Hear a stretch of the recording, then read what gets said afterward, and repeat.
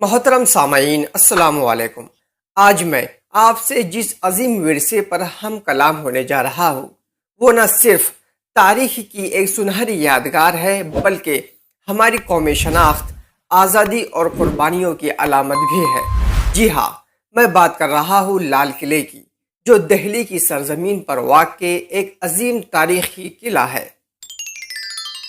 دوستو، لال قلعہ مغل بادشاہ شاہجہاں کی تعمیر کردہ ایک عظیم الشان عمارت ہے۔ شاہجہاں نے جب اپنی سلطنت کا دارالحکومت آگرہ سے دہلی منتقل کیا تو انہوں نے دریائے جمنا کے کنارے ایک عظیم قلعہ یعنی لال قلعہ تعمیر کرنے کا فیصلہ کیا۔ اس کی تعمیر 1648 میں مکمل ہوئی۔ لال قلعے کی سرخ پتھروں سے بنی ہوئی دیواریں، اندرونی حصے میں قیمتی پتھروں کا استعمال اور نفیس نقش و نگاری مغلیہ فن تعمیر کا شاندار نمونہ ہے۔ اس کا مرکزی دروازہ لاہوری گیٹ ہے جو اپنی عظمت اور خوبصورتی کے لیے مشہور ہے۔ قلعے کے اندر دیوان عام، دیوان خاص، رنگ محل، موتی مسجد اور حیات بخش باغ جیسے شاندار ڈھانچے موجود ہیں۔ محترم حضرات، لال قلعہ صرف ایک قلعہ ہی نہیں تھا بلکہ بادشاہی محل، انتظامی دفاتر، باغات، بازار اور دیگر اہم عمارتوں پر مشتمل ایک چھوٹا سا شہر تھا۔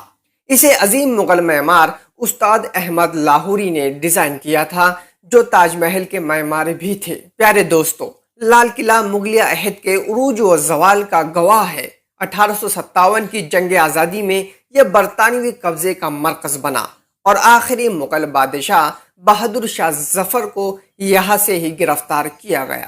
خواتین و حضرات، آزادی کے بعد لال قلعہ بھارت کی قومی شناخت کا حصہ بن گیا۔ 15 اگست 1947 کو جب ہندوستان نے آزادی حاصل کی تو اسی لال قلعے کی فصیل سے ہمارے پہلے وزیر اعظم پنڈت جواہر لال نہرو نے ترنگا لہرا کر آزادی کا اعلان کیا۔ تب سے لے کر آج تک ہر یوم آزادی کو وزیر اعظم قوم سے خطاب لال قلعے کی فصیل سے کرتے آ رہے ہیں۔ معزز سامعین، لال قلعہ صرف ایک عمارت ہی نہیں بلکہ بھارت کی تاریخ، جدوجہد اور قومی فخر کی علامت ہے۔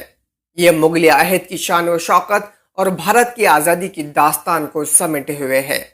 لال قلعہ ہمیشہ بھارت کی ثقافتی اور تاریخی ورثے کا ایک عظیم نشان رہے گا۔